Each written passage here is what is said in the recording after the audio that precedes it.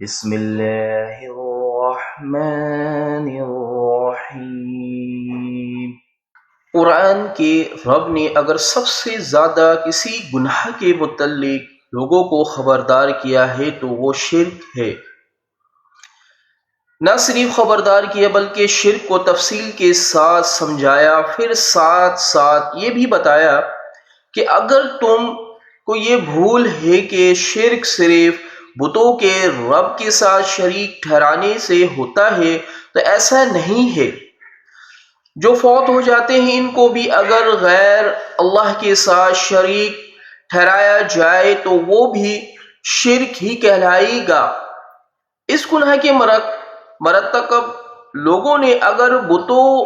کو اللہ کا شریک ٹھہرایا تو اللہ نے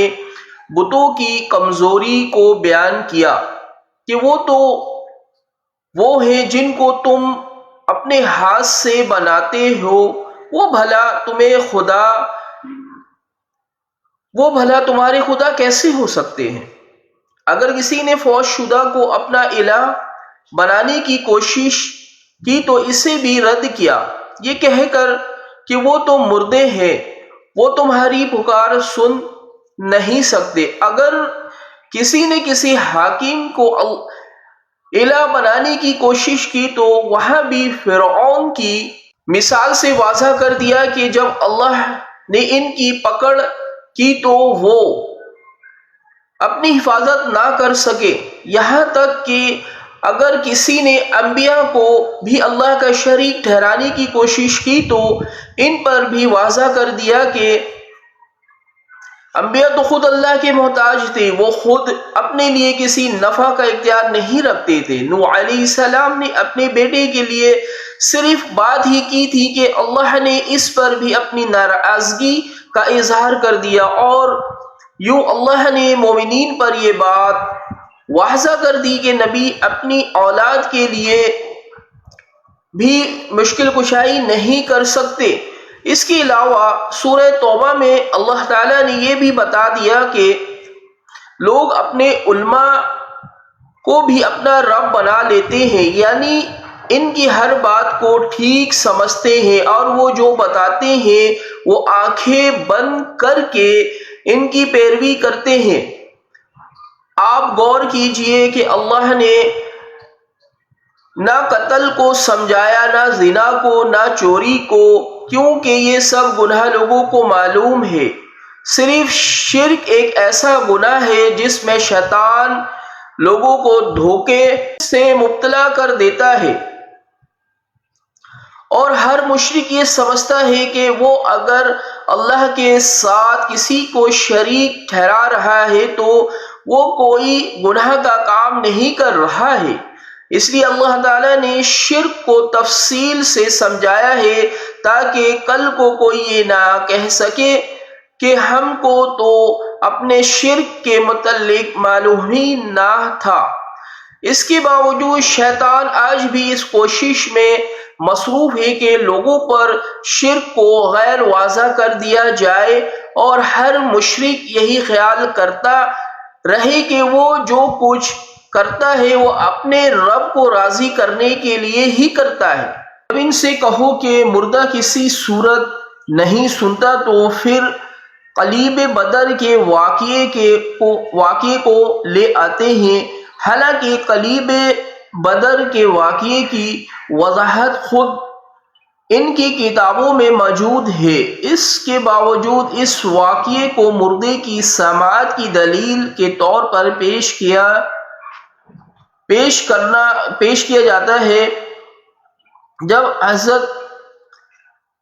حضرت عائشہ صدیقہ رضی اللہ تعالی عنہا کے سامنے یہ معاملہ پیش ہوا اور انہیں یہ بتایا گیا کہ اللہ کے رسول صلی اللہ علیہ وآلہ وسلم نے قلیب بدر کے موقع پر کہا تھا، آج یہ مردے تم سے زیادہ سننے والے ہیں، تو اس کی وضاحت کرتے ہوئے انہوں نے فرمایا کہ تم بات کو سمجھے نہیں، ان کی مراد یہ تھی کہ آج یہ لوگ تم سے زیادہ حقیقت کو جان چکے ہیں۔ پھر اس کے بعد سب سے اہم بات یہ ہے کہ انہیں تو یہ بتایا جا رہا تھا کہ یہ اللہ کے رسول نے مردوں سے کلام کیا، مگر وہ آگے سے یہ آیت پیش کر رہی ہے کہ اے نبی تم مردوں کو سنا نہیں سکتے۔ اس سے صاف ظاہر ہے کہ حضرت عائشہ صدیقہ رضی اللہ تعالی عنہ قرآن کی آیت سے یہ بتا رہی تھی کہ نبی علیہ السلام نے بھی مردوں کو سنایا نہیں تھا۔ اصل بات یہ ہے کہ اللہ کہ رسول نے ان مردوں کو تنزیہ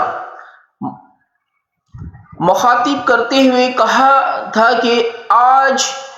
پہنچ گئے اپنے انجام کو، تو اس سے لوگوں کو یہ غلط فہمی پیدا ہو گئی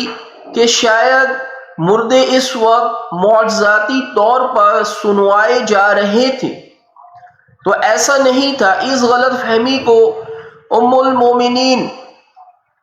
نے بھی رد کر دیا تھا، اور قرآن کی وہ آیت جس میں ابراہیم علیہ السلام بتوں کو مخاطب کرتے ہیں وہ بھی اس غلط فہمی کو دور کر دیتی ہیں کہ وہاں پر بھی بتوں کو سنانے کا مطلب یہ ہرگز نہیں تھا کہ بت سن رہے تھے، یہ صرف ایک طنزیہ انداز ہوتا ہے کلام کا۔ اس کا یہ مطلب ہرگز نہیں ہوتا کہ کسی کو سنایا جا رہا ہے۔ اس پر ایک واقعہ اور بھی ہے کہ جب حضرت عمر رضی اللہ تعالی عنہ نے حجر اسود سے خطاب کیا تھا، میں تجھے صرف اس لیے چومتا ہوں کہ میرے نبی نے تجھے چوما تھا، تو وہ بتائیے کہ کیا وہ پتھر اس وقت سن رہا تھا؟